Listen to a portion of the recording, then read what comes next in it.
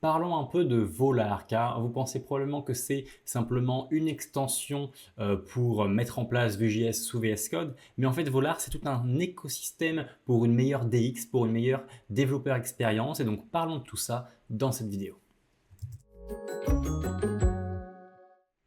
Bonjour à tous, c'est Brian de DevTheory, la chaîne pour devenir et rester un bon développeur JavaScript.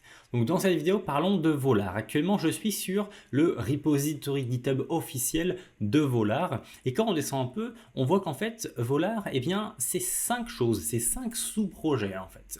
Et c'est surtout les 3 premiers dont on va parler dans cette vidéo, car c'est les 3 plus importants, je pense, à mes yeux. Le premier, c'est Vue Language Features. C'est bien l'extension VS Code qui est recommandée d'avoir quand on code avec Vue.js, tout simplement. On va en parler un petit peu après. Ensuite, on a une autre extension VS Code, TypeScript Vue Plugin, qui permet en fait de supporter TypeScript et d'avoir TypeScript d'intégrer dans Vue.js, donc dans les single file components quand on fait l'attribut lang est égal ts au script, et donc que ce TypeScript-là des SFC fonctionne avec le TypeScript des fichiers TypeScript tout simple en fait de VS Code. On en parlera un petit peu plus après également. Et enfin, on a même une commande, une CLI tool qui est en fait Vue TSC. On va en parler.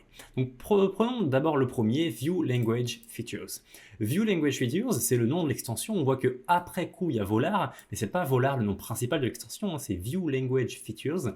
Eh bien, c'est l'extension numéro 1 et on peut le voir, il y a plus de 2 millions de téléchargements. Donc, c'est l'extension qui va permettre d'avoir VS Code configuré pour Vue.js, tout simplement. On peut aller voir ça si on va tout de suite sur VS Code actuellement. Là, je suis sur une codebase toute basique que j'ai installée de base, donc avec npm create view.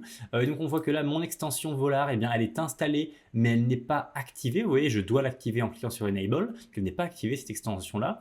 Donc si je vais sur mes fichiers, par exemple app.view, eh bien, j'ai aucun avantage d'avoir VS Code. En fait, on pourrait être dans un bloc-notes, ici ce serait la même chose. Donc on voit que l'intérêt d'avoir une extension pour gérer Vue.js, du moins les fichiers à un point view, les SFC, eh bien c'est indispensable en fait quand on va faire du Vue.js. Parce que là, je peux vraiment, je peux coder, hein, mais c'est n'importe quoi, on n'a aucune vérification des variables, on n'a rien, on n'a pas d'IntelliSense quand on rouvre les variables, c'est vraiment un point TXT ici en fait. Même si Vue.js, même si mes extensions reconnaissent, me mettent un petit icône ici, c'est pas lié. En fait, on n'a pas d'IntelliSense de base pour Vue.js avec VS Code. Et donc, il faut installer Vue Language Features et il faut surtout l'activer. Une fois que c'est activé, quand on revient sur app.view, on a de la coloration syntaxique, on a de l'IntelliSense quand on revient les choses, etc. On a tout, on a même du CSS qui est pris en compte, donc le CSS, le JS et le HTML dans notre template. Et si jamais on utilise des variables ici ou des components, ils sont également reconnus par rapport à ce qu'il y a dans le template, avec la Composition API, bref, tout est pris en compte puisque maintenant, Vue Language Features de Volar est mise en place. Donc c'est vraiment indispensable d'avoir cette extension-là, tout simplement. C'est l'extension numéro 1 à avoir quand on est sous VS Code avec Vue.js. Maintenant, il existe une seconde extension parce que quand ici, on va rajouter un petit lang ts par exemple, et qu'ici, donc on va faire du TypeScript maintenant, ce TypeScript-là, si jamais on ne fait rien de base, en fait, il ne va pas bien communiquer avec le TypeScript des fichiers .ts en fait. Parce que VS Code va pouvoir gérer le TypeScript des fichiers .ts, mais ne va pas comprendre que ici il y a également du TypeScript. Donc quand on va utiliser TypeScript ici, rien ne va se passer. Et donc, pour gérer ça, pour gérer donc TypeScript au sein de tout ça, on a une autre extension donc par le Volar qui a été créé, c'est TypeScript Vue Plugin. Et en installant de base cette extension-là, on va avoir le support de TypeScript pour nos SFC et donc avoir des erreurs si jamais notre TypeScript n'est pas bon, etc. Par rapport à tout ça. Maintenant, il faut savoir une chose. Cette extension-là, TypeScript Vue Plugin, comme on le voit ici, elle n'est pas recommandée. Elle n'est pas recommandée car il est plus recommandé d'utiliser le takeover mode de l'extension principale qui est Vue Language Features. Alors, je ne vais pas en parler plus que ça parce qu'en fait, j'ai dédié toute cette explication-là dans un cours concernant le TypeScript de Vue.js 3. Donc, j'ai au début, ici, vous voyez, dans cette session-là, type checking depuis VS Code, j'en parle beaucoup en détail et donc j'explique comment ça marche, etc. Mais pour aller plus vite, pour aller essayer d'aller un peu plus vite, ce qu'il faut comprendre, c'est que Cette extension-là, TypeScript View Plugin, va créer un serveur de TypeScript pour comprendre le TypeScript que vous écrivez dans les components. Mais en même temps, il y aura toujours un autre serveur de TypeScript de VS Code qui va tourner pour comprendre les fichiers .ts. Donc on va avoir deux serveurs TypeScript, ce qui veut dire que dans une codebase qui est de plus en plus grosse, eh bien on va avoir des soucis de performance au sein de VS Code parce qu'on a deux instances de TypeScript qui run en fait.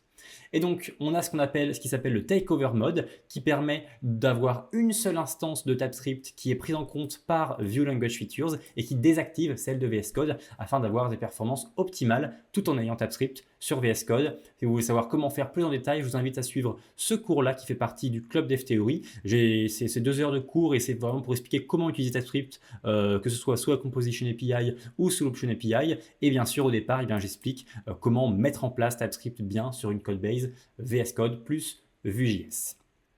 Donc voilà pour ce qui est la coloration syntaxique, etc.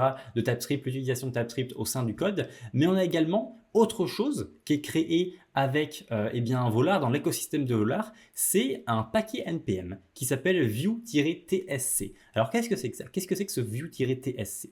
Eh bien en fait, c'est un peu comme TypeScript, la command line de TypeScript, tsc, sauf qu'ici en fait ça va prendre en compte en plus les components.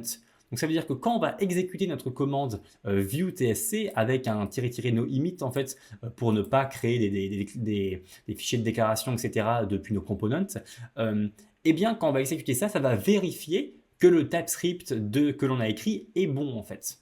Parce que on a besoin de vérifier si TypeScript est bon avant de, par exemple, faire un vite build, avant de créer le build de production de notre application.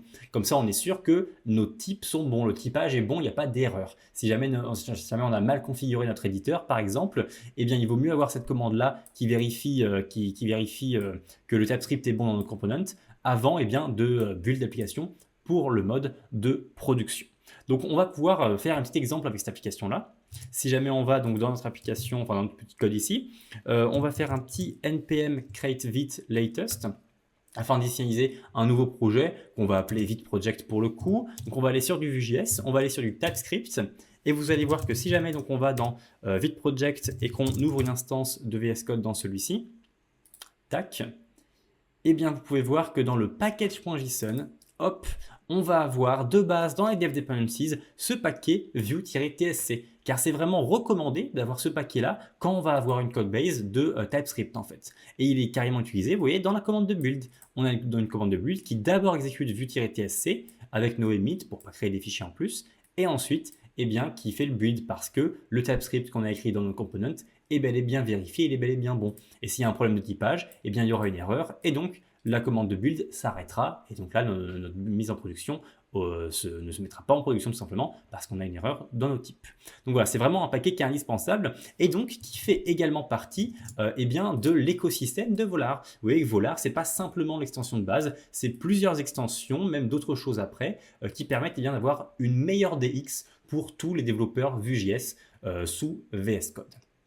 Voilà tout concernant cette vidéo, je voulais simplement vous en dire un peu plus concernant Volar. Encore une fois, si jamais vous voulez aller plus loin avec Vue.js et avec TypeScript, donc si jamais vous connaissez déjà TypeScript et Vue.js, que ce soit les bases des deux, je vous conseille vraiment de suivre ce petit cours-là qui fait partie du club Dev Theory. Vous allez pouvoir vraiment combiner ces deux notions qui sont très importantes et avoir vraiment une codebase très sécurisée et même détecter les bugs pendant que vous codez en fait. Donc ça c'est vraiment hyper intéressant. Moi depuis que j'ai TypeScript sur Vue.js, je fais vraiment un meilleur code Vue, c'est sûr et certain. Donc voilà, si jamais vous voulez un peu en savoir plus sur comment mettre ça en place pour la Composition API, comment mettre ça en place pour l'Option API, je vous laisse ce petit lien là de ce cours juste en dessous en description.